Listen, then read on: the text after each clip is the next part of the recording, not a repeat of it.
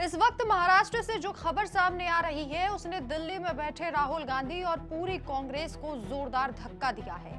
जो राहुल गांधी कल तक विपक्षी एकता का तमाशा रचकर पीएम मोदी को चुनौती देने का ख्वाब देख रहे थे, आज उनके पैरों के नीचे से जमीन खिसक चुकी है। विपक्षी कुनबे के सबसे चतुर और मंझे हुए खिलाड़ी शरद पवार ने आखिरकार राहुल गांधी की नकारा लीडरशिप और कांग्रेस के राजनीतिक दिवालियापन पर मुहर लगा दी है।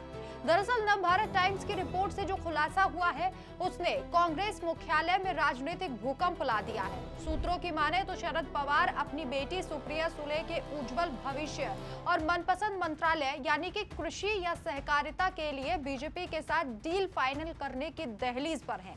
दशकों तक कांग्रेस के साथ कंधे से कंधा मिलाकर चलने वाले पवार का ये रुख साफ दिखाता है कि राहुल गांधी की कांग्रेस अब सिर्फ एक खोखला, दिशाहीन और परिवारवादी ढांचा मात्र बनकर रह गई है, जिसके पास ना कोई विजन है और ना ही देने के लिए कोई राजनीतिक भविष्य।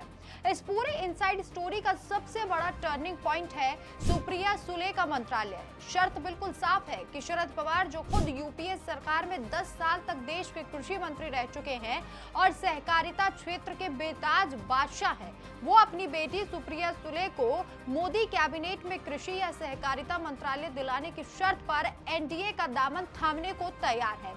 अगर ये डील परवान चढ़ती है तो संसद में अपनी प्रखर आवाज के लिए जाने जाने वाली सुप्रिया सुले देश की पहली महिला कृषि मंत्री बनकर इतिहास रच देंगी।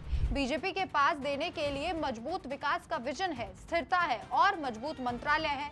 वहीं दूसरी तरफ राहुल गांधी की झोली में सिर्फ खाली वादे और नेहरू गांधी परिवार का अहंकार है। इस एक कदम से बीजेपी ने महाराष्ट्र में कांग्रेस की राजनीतिक कब्र खोदने की पूरी तैयारी कर ली है। राहुल गांधी की सबसे बड़ी विफलता यही है कि वे सत्ता से तो दूर हैं, अपने सहयोगियों को एक अदद भरोसा तक नहीं दे सकते। विपक्ष के बड़े नेता अब ये समझ चुके हैं कि राहुल की नाव पर सवार होने का मतलब है सीधे तौर पर राजनीतिक सुसाइड। ममता बनर्जी और उद्धव ठाकरे की राजनीतिक दुर्दशा देखकर शरद पवार भाप गए हैं कि राहुल गांधी की नकारात्मक और विभाजनकारी राजनीति का कोई भविष्य नहीं है। कांग्रेस के पास ना तो केंद्र में ताकत है और ना ही राज्यों में कोई मजबूत होल्ड बचा है। अगर शरद पवार का ये राह पूरी तरह से फिट बैठता है तो महाराष्ट्र की राजनीति का पूरा भूगोल बदल जाएगा। पवार की एनडीए में आने से उनके 8 सांसद और 9 विधायक सीधे तौर पर मोदी सरकार और महायुति को मजबूती देंगे।